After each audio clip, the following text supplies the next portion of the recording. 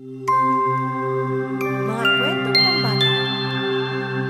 Ang prinsesa ng mga bukal. Noong unang panahon, ang higante ng buwan na nagngangalang Monaro ay namamasyal sa tigang na lupain ng buwan.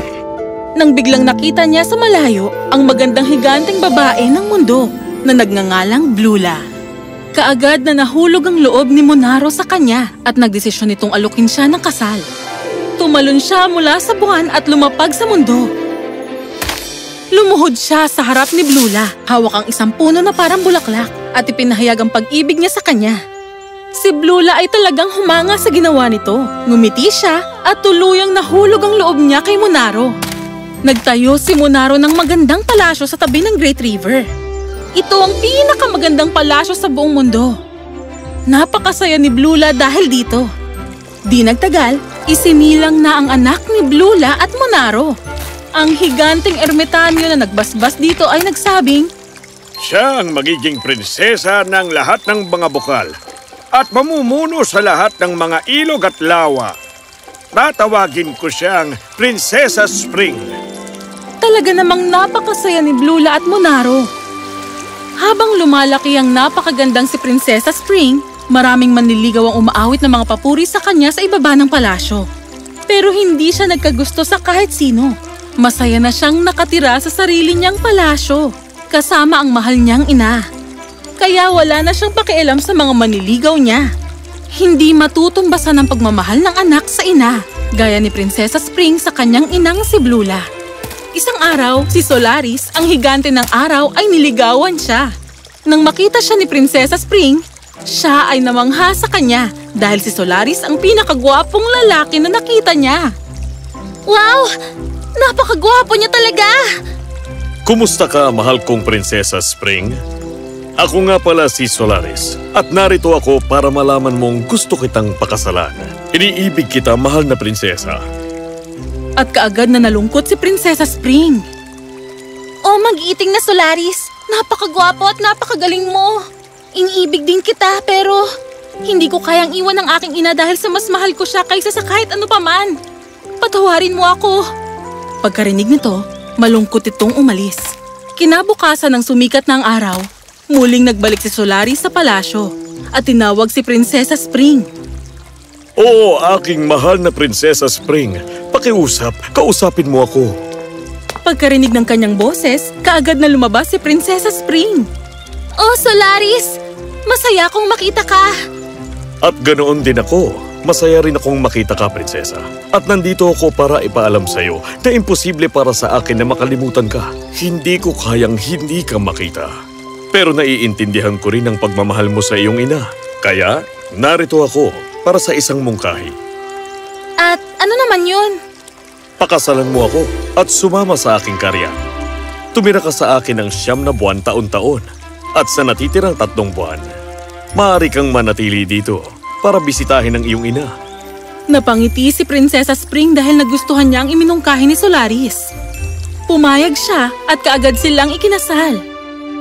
Matapos ang kasalan, nagpaalam na siya sa kanyang mga magulang at sumama na siya kay Solaris. At ilang araw pagkatapos ng kasal, kinausap ni Monaro si Blula. Mahal ko. Oras na para bumalik ako sa aking kaharian upang alagaan ang aking nasasakupan. Pero paano naman ako? May iwan na lang ba ako dito na mag-isa? Mahal ko, lagi kitang niyayayang sumama sa akin, pero ayaw mo naman. Hindi mo gustong umalis sa iyong palasyo. Yan din naman ang rason kung bakit ko itinayo ang palasyo. Hindi ba? Tama ka. Hindi ko gustong iwanan ang mundo. Makakaalis ka na. Hihintayin na lang kita dito gaya ng dati. Nagkakapan sila pagkatapos ay umalis na si Monaro. Pagkatapos nito, lalong nangulila si Blula. Lumipas sa mga buwan at isang araw dahil sa pagkabagot, naisip ni Blula na maglakad-lakad sa loob ng kagubatan sa kabila ng Great River. Walang kaalam-alam na si Crystal, ang higante ng yelo, ay naghihintay. Nang makarating siya sa loob ng kagubatan, nagpakita si Crystal sa kanyang harapan. Maligayang pagdating, Blula. Ang tagal rin bago mo naisip na lumabas sa teritoryo mo. At sino ka? Ako, si Crystal, ang higante ng yelo. At nandito ako para talunin ka. Maging yelo! At sa isang iglap, nabalutan ng yelo si Blula at di na nakagalaw. Sa wakas, sa akin na ang mundo!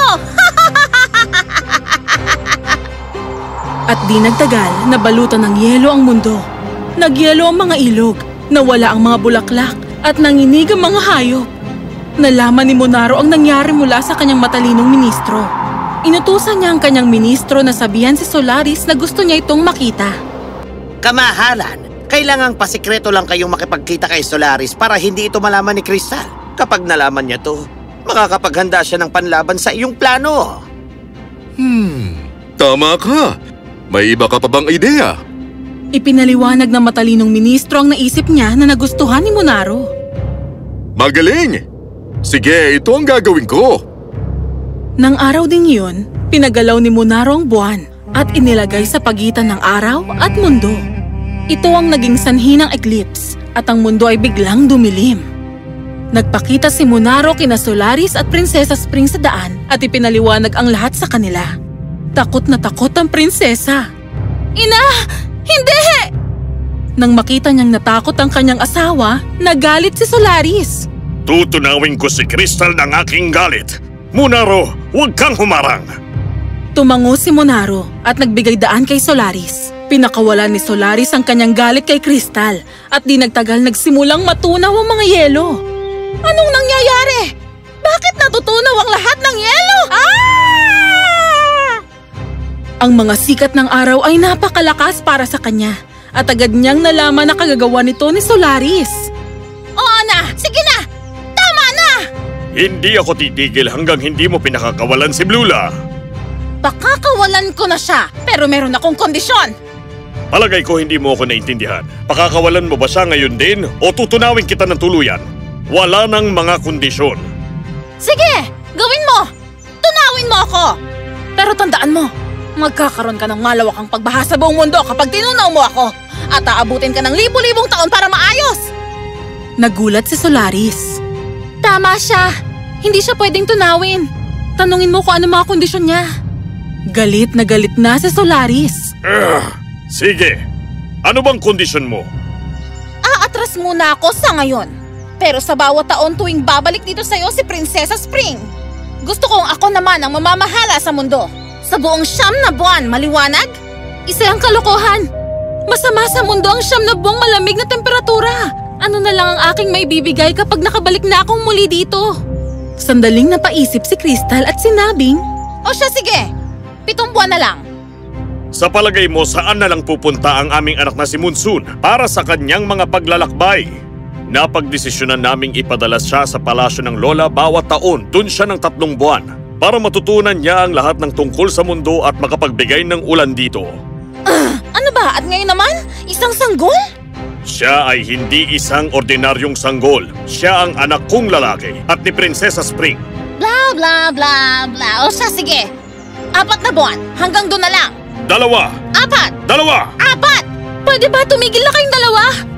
Pero mahal ko, alam mong sinusubukan ko lang namang... Oo, alam ko. Pero tingnan mo, isang estatwa pa rin ang aking ina. 3 buwan. Meron kang 3 buwan tuwing taon. Tatanggapin mo ba o hindi? O siya, sige. Magkita tayo sa susunod na taon. Pagkasabi niya nito, siya ay basta na lang naglaho at naging parang malamig na hangin at umalis. Kaagad na nakabalik si Prinsesa Spring sa mundo at pagkatapak niya sa damuhan, nawala ang yelo. Muling umagos ang tubig sa mga ilog, namunga ang mga puno at naging masaya ang mga hayop. Napakaganda tingnan ng mundo. Ang yelong bumabalot kay Blula ay nawala at siya ay nakakagalaw ng muli. Ina! Spring, anak ko, iniligtas mo ako. Nagyakapan ng dalawa at ipinaliwanag ni Prinsesa Spring sa kanyang ina ang lahat ng mga nangyari. Aking anak, mahal kong asawa at aking manugang, tama ang mga ginawa niyo nung ako'y wala. Napakaswerte ko. At huwag kayong mag-alala. Kung iniisip niyo ang tungkol kay Crystal, papayag akong dito siya ng 3 buwan. Pero sabihin niyo, ano ba tong sinasabi niyo sa akin na magandang balita?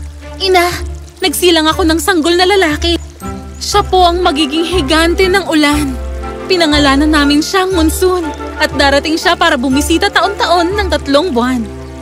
Oh, napakagaling naman. Ang saya-saya ko, anak ko. At kaya ganun na nga nangyari. Taon-taon, binibisita ni Prinsesa Spring si Blula ng 3 buwan at namumukadkad ang mundo. Pagkatapos, kapag susunduin na siya ni Solaris pabalik sa kanila, dala niya ang tag-araw sa mundo. Tapos, bumibisita at namamalagi naman si Monsoon sa kanyang lola ng 3 buwan. Umuulan sa iba't ibang panig ng mundo sa mga panahong yon. At pag nakaalis na siya, si Crystal naman ang magdadala ng taglamig sa mga huling 3 buwan ng taon. At kay Blula naman, niyakap niya ang mga panahong ito ng buong puso at kasama ng kanyang pamumuno, ang mundo ay lalong gumanda.